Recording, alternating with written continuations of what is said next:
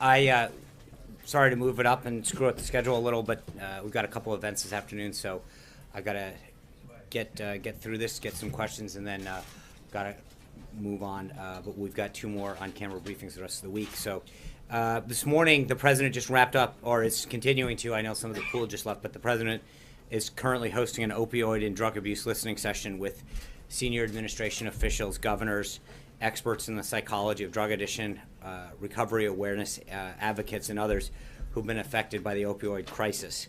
Drug abuse has crippled communities across this nation. In 2015, more than 52,000 Americans, that's 144 people a day, died from a drug overdose, with 63% involving an opioid, according to the CDC. Drug overdoses are now the leading cause of accidental death in our country. As the president discussed with the group this morning, we won't be able to address this epidemic with a single solution. First, we must get struggling Americans the help that they need. Too many families have seen firsthand the destruction that drug abuse can bring, and we must also focus prevention on law and enforcement. Cheap heroin is flooding into our communities as drug cartels expand into the country, setting off a chain reaction of addiction that spreads from person to person and from family to family. President Trump has already taken executive action to strengthen law enforcement and dismantle criminal cartels. He and his team will continue to discuss how best to root out this threat to American communities with drug enforcement experts as we continue this fight. Stopping this epidemic is an issue that every American, regardless of your political background, can and must get behind. We must work together, from the leaders of the most local and community recovery and support programs, all the way to the White House, to solve this problem. The White House took a big first step this morning in our battle to combat drug addiction and the opioid crisis by meeting with these individuals, which included New Jersey Governor Chris Christie, who has been a leader in this issue, Attorney General Sessions, Education Secretary DeVos, Veterans Administration Secretary Shulkin, Homeland Security Secretary Kelly, and others were in attendance. A full list of participants has been provided. I will say, I know the pool was just in there. It is some of the stories from some of the individuals who have been involved in this with a family member are unbelievably compelling.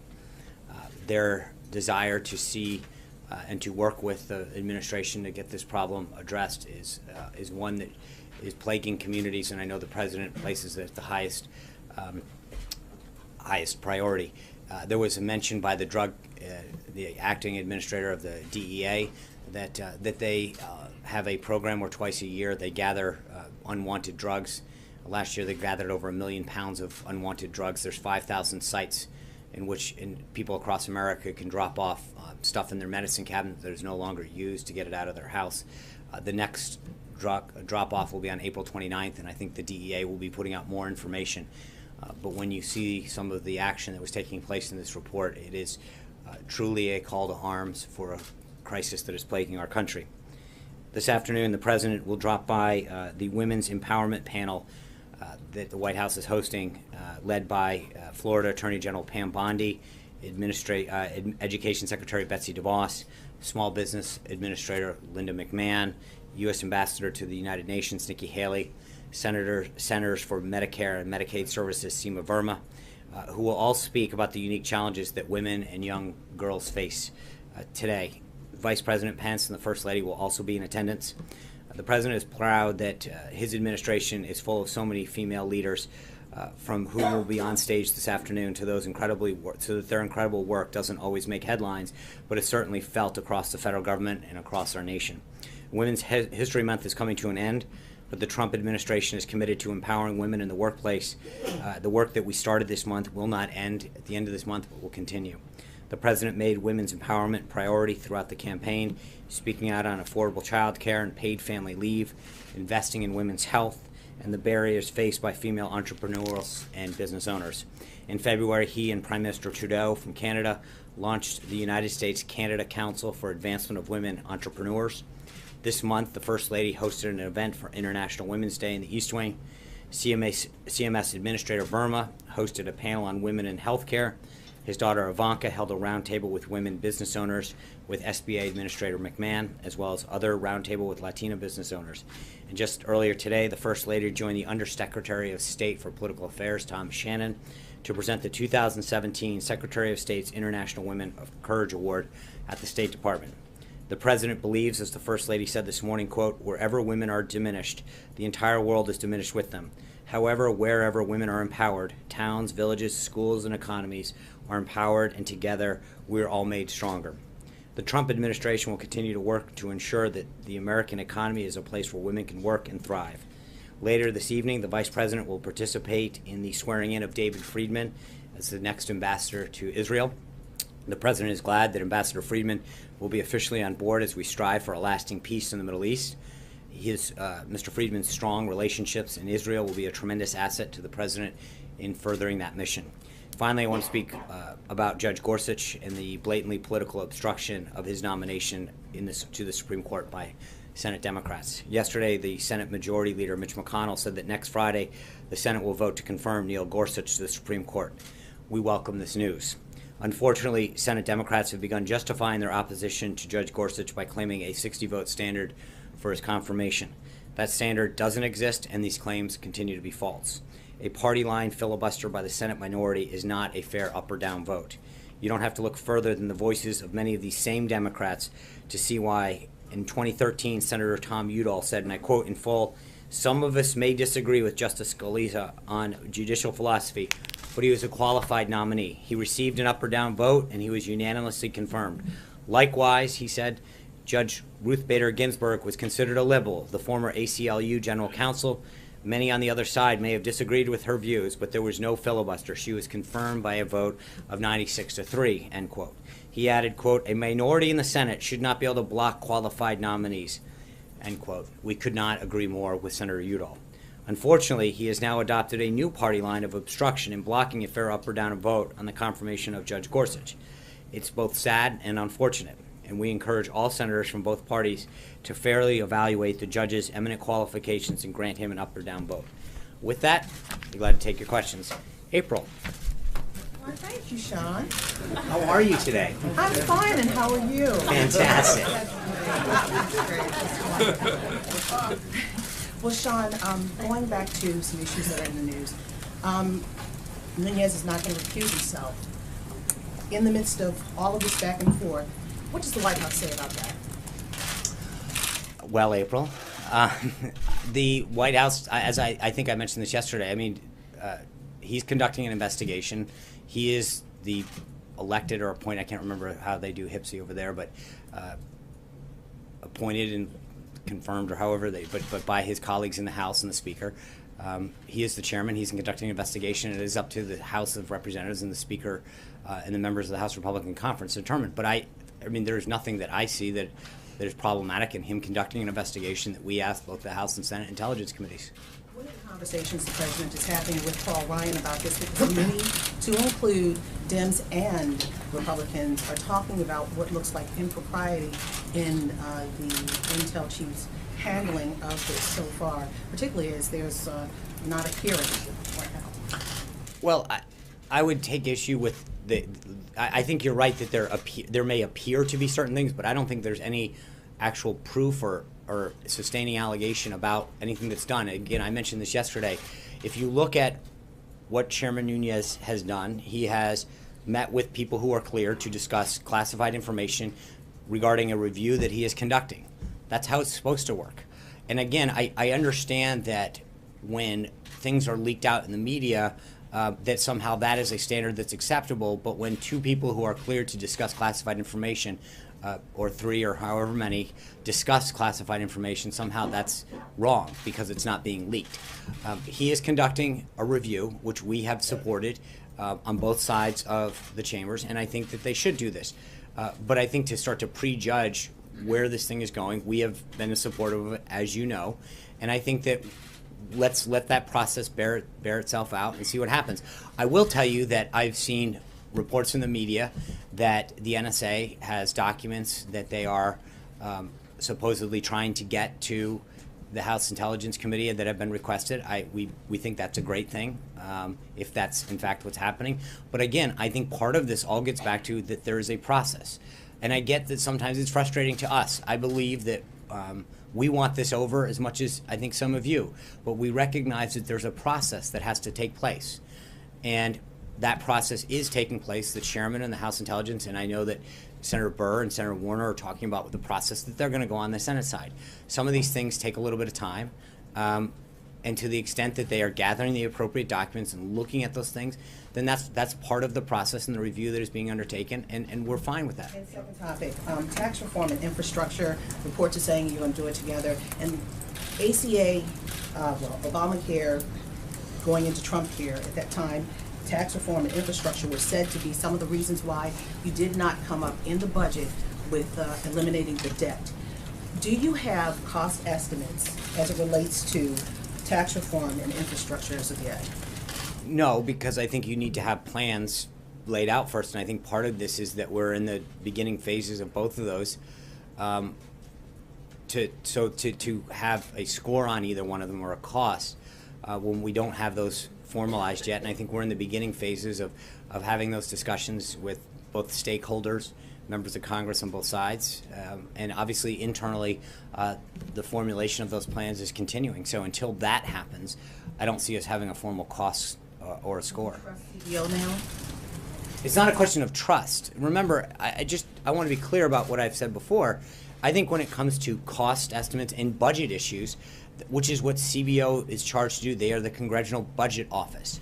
And while I think sometimes they're a little off on that, that is what they're charged with doing. And I think there's a score where I think it's not a question of trust, it's a question of accuracy. And I think that the issue that we previously brought up was when they had scored people and coverage, which isn't necessarily their wheelhouse, they had been way off. And again, I don't think it's a question of us trusting or not. It's literally a question of saying they believed that 26 million people would be on Obamacare, 10.4 were and falling. I think that's not a question of whether we trust them or not. It's a question of that those are the facts. And those facts bear out that they were off by more than 50% when it came to counting people. And I just want to be clear that it's not a question of whether we trust them. I would ask whether that's really what they're supposed to be doing. Major.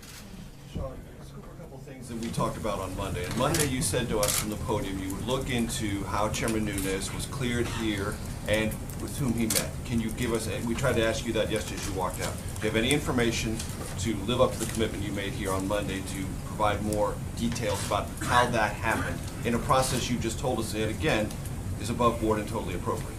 I don't have anything for you on that at this time. But again, I don't. What are you looking into?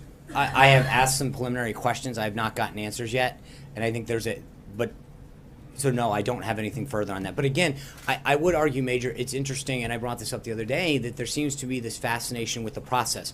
It's how did he get here? What door did he enter? As opposed to what's the substance of what we're finding. When I get, not from you, and I'm not trying to be, but it's so many times I get these calls that we have an unnamed intel source that says the following substance occurred. Do you admit it? Do you deny it? Whatever. And we have this argument over substance. In this case, the fascination is with what door did he come in? Who did he meet with? How did it get waved in? As opposed to what I think it should be, and ironically it's not when it's the shoes on the other foot, is what's the substance? Just yesterday, just to be clear, we started this day with the Washington Post falsely posting a story saying the White House blocked Sally Yates, right? By the end of the day, it's officials blocked Sally Yates. They were wrong, and they jumped to a conclusion based on whatever unnamed sources. And I think that what we're trying to do is argue that there should be a process. The chairman of the House Intelligence Committee and others are going through a review. We support that review. And so as much as I understand that everyone wants to jump to how did everyone get in? What did they do? They're undergoing an investigation. I have a substantive question about that. Okay. But I'm just asking you about something you told us. No, I said I would look into it. Are you going to continue to look into it? I will. I will look into it, and whether or not. You live up to that obligation. I will. But the obligation is, I said I would look into it, and I would continue to do that. Okay. So you said yesterday about Sally H. Show what you know. Well, one of the reasons that there's this question about Chairman Nunes is he hasn't told his own committee members what he knows, how he learned about it, and what the substantive importance of that is. So we are also curious about that. And among the things that might be or might shed light on that, is how he got here and who he met with and what he learned. Right. We're trying to figure that out as well. I understand, and I think those are questions for Don't him. you wanna know those And I things? think, I also think, He but should be I held think to. that, Major, that there's a slippery slope that we're talking about here, because if we start looking into certain things, then the accusation the next day is gonna be, you know, you looked into this, can you look into that? Why did you ask this person or not? I mean, a couple of weeks ago when there were stories about whether or not we called certain people and we didn't. So we're damned if we're doing, we're damned if we don't on this stuff, because on the one hand, you want certain answers. On the other hand, you want to talk about us being involved. And I think we've tried to keep, if we asked for an investigation, and at the same time, we've tried to make sure that we allow that review to go on, that both the House and the Senate Intelligence. So we can't cherry pick every time that you decide that a piece of information is relevant to what you want. I think that we know that they are undertaking a review. Hold on. Going on, and the members of the very committee But that's- themselves say they don't know Fair enough, what is and being that's discussed. right. How is the process going forward? How is that a workable Okay, process? but what I'm saying is, the answer to that question is, that's a question for Chairman Nunez. I don't have any authority over how the House Intelligence Committee conducts itself. That's a question. You have authority about whether he gets into this building and can I- review I- secured information on this site. But how he conducts himself with his members, when and where he shares things, et cetera, are issues for him and the committee and the House of Representatives, not for us. That's it, plain and simple. John. Sean, we know that members of the House Freedom Caucus, the Tuesday Group, Republican Study Group, are up on the Hill trying to see if they could come to some sort of an agreement to find a way forward on health care. How real does the White House think this possibility of resurrecting health care is? Well, I think the president from the early days of his campaign talked about repealing and replacing. It's a commitment that he made. I think he'd like to get it done. But he also understands, and I don't want to be, I want to be completely consistent with two things. One is he understands that in order to get to 216, we have to make sure that it does what he said it was going to do, that it achieves those goals of lowering costs and creating more options. And so we're not going to create a deal for the sake of creating a deal that ends up being not in the best interest of the American people. You've got to know when to walk away from a deal that is going to end up bad. And he wants to have a good deal. And so the deal that he's looking for is willing to have members come and talk to him and engage with on this whole area and figure out what it would take, what their ideas are to get there to grow that vote. And if they can do that and get to an area where we will have a majority of the House, we can move it to the Senate, then we're going to engage in that. But we've seen members of both sides of the aisle engage with the White House on ways that are potentially ways to get there. And so it's a conversation, and we're not trying to jam that down anyone's throat right now. It's an ongoing discussion. Does the White House share the frustration of many Republicans in Capitol Hill and the sentiments that the House Freedom Caucus, quote, botched this? I think the president's comments on this speak for themselves. I just have one more. Of course. And on the same thing. The president and members of the White House have suggested that maybe we could get some Democrats on board, health care reform. That the fact that no Democrat, not even one Democrat, supported the last attempt, and given the desires of the Freedom Caucus versus what the Democrats would be looking for, is it reasonable to think that even one Democrat would come on board this? No, I mean, I think it is not unreasonable No, I said, is it reasonable? I think it depends on how they want to get there. I mean, again, there's a balancing act. It's not about just picking up one. It's picking up enough to get to 216, and it's what does that take without compromising the principles that you want to achieve. So is it possible? Sure, that there's a handful or so, or maybe more Democrats that are willing to engage, but it's worth the conversation. But again, isn't this kind of a Bainer tactic to say, okay, if you're not going to work with us, It's not- House no, Freedom it's a- Caucus, we're going to go to the Democrats? no, it's a tactic to get to. I mean, it's a math tactic. It's how do you get to 216 in this case, and it's engaged with whoever will get you to that number. Now, as I mentioned yesterday, I mean, over the course of 17 months, Obamacare, failed and started multiple times. It went off on multiple different tracks, including single payer, until it finally came back, and ultimately, upon Scott Brown's election, they jammed it through and did it so quick to make sure that the Secretary of Human Services. But I get it, and so we're 21 days into this process, 22 probably today. So we'll see. But I think the idea that the president has put out there is that if people want to float ideas and suggestions on how we can grow this vote and get to a majority, he'll entertain them. Tamara. Yeah, thank you. I have sort of a lightning round about opioids. Is a commission being created? Is Chris Christie the head of that commission? He was sort of talking about it, but I haven't seen anything on it. And what sort of timeline will that commission have in terms of presenting findings, or what's the goal of this thing? Well, I think it's easier to start with the goal. I think if you see the roundtable, and I know the pool will have a readout of this afterwards, the goal is to figure out, I think Governor Christie's been a leader of this in New Jersey. It's an issue that plagues countless communities more and more. And so, you know, whether it's New Hampshire or other places in the Midwest, it's sitting there and figuring out best practices and how can we get it down and how can we provide the treatment. I think the DEA administrator was noting in the discussion that we've gotten really good at law enforcement, right? But the question is, how do we focus on the treatment? How do we focus on the prevention? How do we look at things that happened in the past to deter drug addiction from starting in the first place and to deter young people in particular from starting with drugs, to now, how do we help families cope with this? There's a lot of it. And I think today is the first step of bringing some of these stakeholders together. But like I just mentioned on the other thing, I appreciate that everyone wants the answers, but I think that there's a reason that you're looking at this as two things: a whole of government and a whole of person, right? It's looking at how do we look at people to help them get the recovery, stay clean, not start in the first place, help them get them into treatment centers, help them get a job afterwards. I mean, there's a lot of whole of person, but then there's a whole of government. As I mentioned, I mean, you're looking at around that table today, you've got families and parents and individuals who have been personally affected in one way, shape, or form. You've got Governor Christie, who's dealt with it at a state level.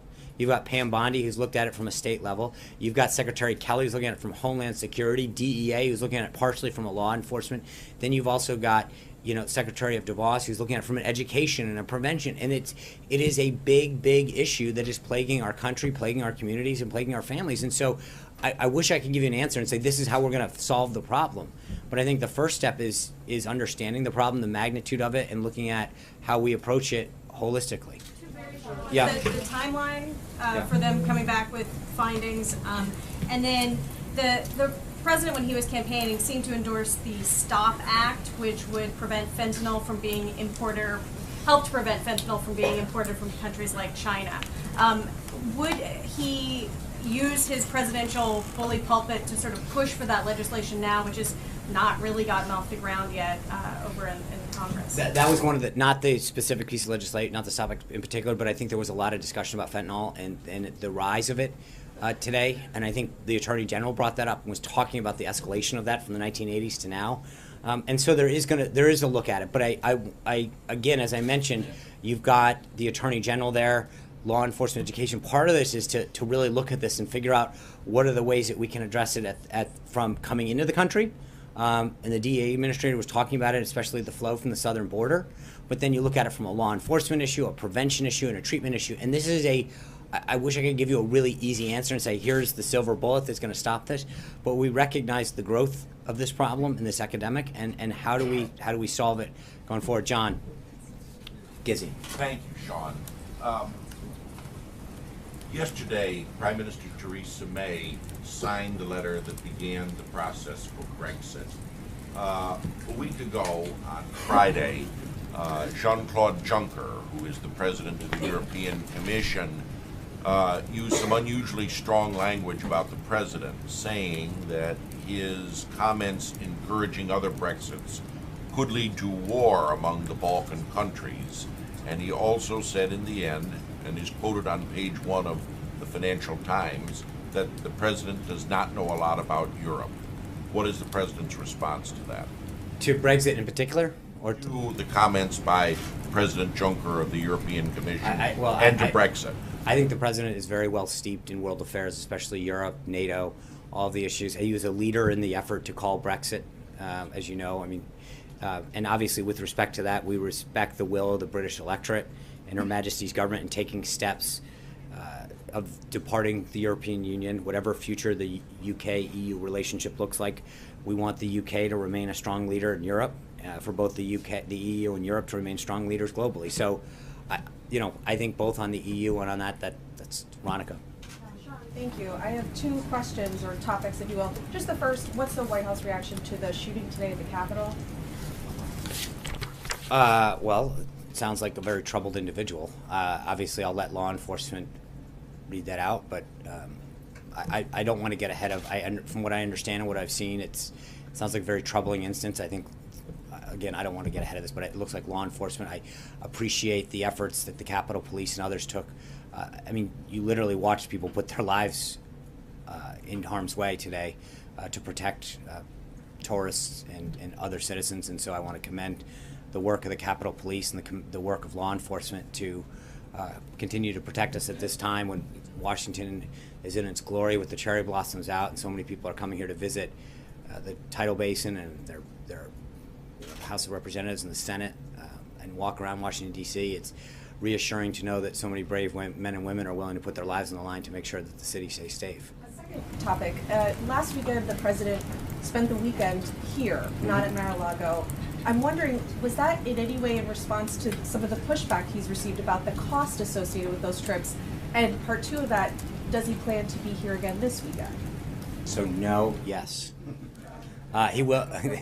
The president wanted to be here last weekend. He wants to be here this weekend. He'll be here, and then I will have updates on where he'll be going forward. But Does he feel any concern about that pushback? no, he feels great. Hunter. Thank you, Sean. President Trump is reportedly expected to sign legislation that would allow internet service providers to monitor internet activity and sell that information without users' permission.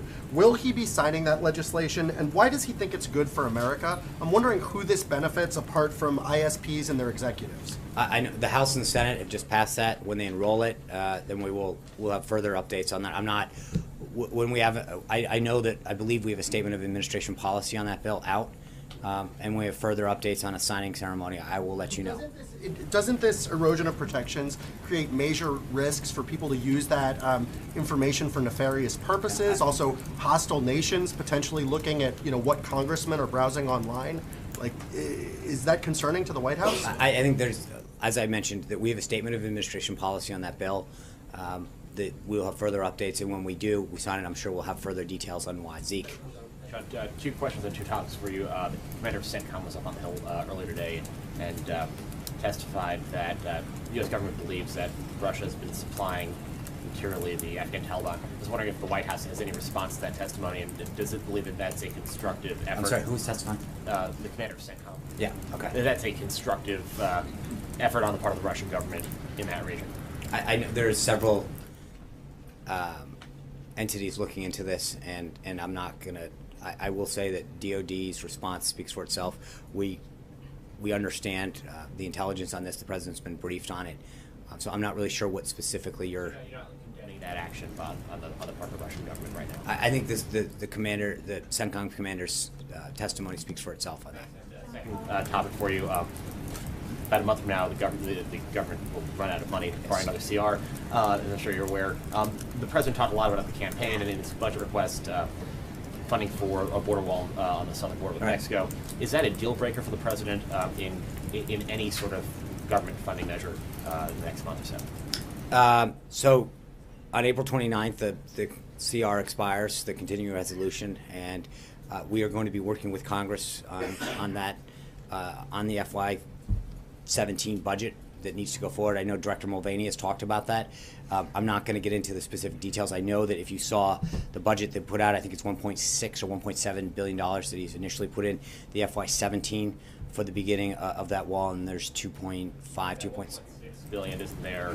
I think that is our request. We will continue to work with Congress on how to move forward with the rest of fiscal year 17's budget. Blake? Hey, Sean, let me pick up where John left off on healthcare. The president here last night, speaking to senators, said, quoting here, "I know that we're all going to make a deal on healthcare that is such an easy one. I have no doubt that it's going to happen very quickly." What is the renewed sense of optimism, and what exactly is very quickly? Well, I think there's a little bit of sound that needs to go with that. I think he was having a little bit of fun with some previous comments that have been made with respect to how easy it would be to get health care. But there is a renewed sense because I think you know, the comments and the calls that the president has gotten, as well as the vice president and other members of the senior team that have come in and said, we believe that there is a path forward. We have some ideas. We'd like to talk to you about that. I know I've seen some of the reports that have been put out regarding some of the individual members of the Senate and the House that have been up here meeting with our team. And I think there's a lot of people who have some ideas about how to move forward. And we're entertaining those. But I think the interesting thing is that despite the setback that we got last Friday, I think there is a renewed willingness from a lot of members who've made commitments to the American people and to their voters that they want to see this done, and they understand that not getting this done means that, as I said, and the president echoed when he went up to the House Republican Conference, that there's going to be a consequence for this. People need to be taken at their word. There's a lot of members that made a commitment to their voters, to their constituents, that they were going to get something done on this and repeal and replace it and address the healthcare situation, and that hasn't gotten done. And I think that's a concern for them. And let me ask you real quickly, you say that you embrace the House Intelligence Committee review of all of this.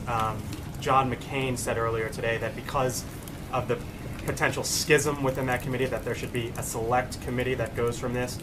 Would you embrace that if that happens, and what would your response be? Again, and I'm not going to get into House and Senate matters, but I as I mentioned at the outset to April, I believe that people, like, all that is, how they conduct themselves internally is up to them. That's obviously not for us to decide.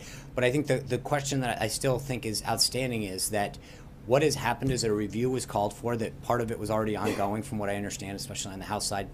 And the chairman of that committee has gone and sought information and individuals who believed that information to further the review. I'm really not sure how that's anything other than what you're supposed to do. And I think that is consistent what he's talked about. Dave Boyer. Sean, thanks. Two questions. You mentioned Senator Udall opposing the Gorsuch nomination. He was here at that party last night. Did the president try to work with the room with him and other Democrats about the nomination last night? I know he and the First Lady and others spoke to a variety of senators. I wasn't keeping tabs on everybody that he spoke to, but I do know that he had an opportunity to speak to a lot of different senators, and he's talked to a lot on the phone. So I don't know about Senator Udall himself. And secondly, 2/3 of the Democratic senators did not attend the party last night. Did that disappoint the president? I think we were excited to see the 1/3 that did. I know Senator Schumer was there, Senator Durbin. There were a lot of folks. And again, I think that I'm sure the president will continue to do things like this. It was an amazing opportunity to have a moment sort of free of politics and to enjoy some collegial moments with each other in the White House and listen to some of the United States and Marine Corps bands play some amazing music. And bring people together. And I think the president's talked about this. You know, he's mentioned this a bunch of times, that there used to be a time when you could sit down and share a meal together and go. And I think that's what he's been trying to do, is bring groups back in and at least just have a conversation and get to that human side a little bit. And so yesterday was a good start, I think. Jonathan. Hey, Sean, the president's got in his inbox a letter from Senate Democrats, and they say, the Democrats say they are ready and willing to work with the president on improving Obamacare.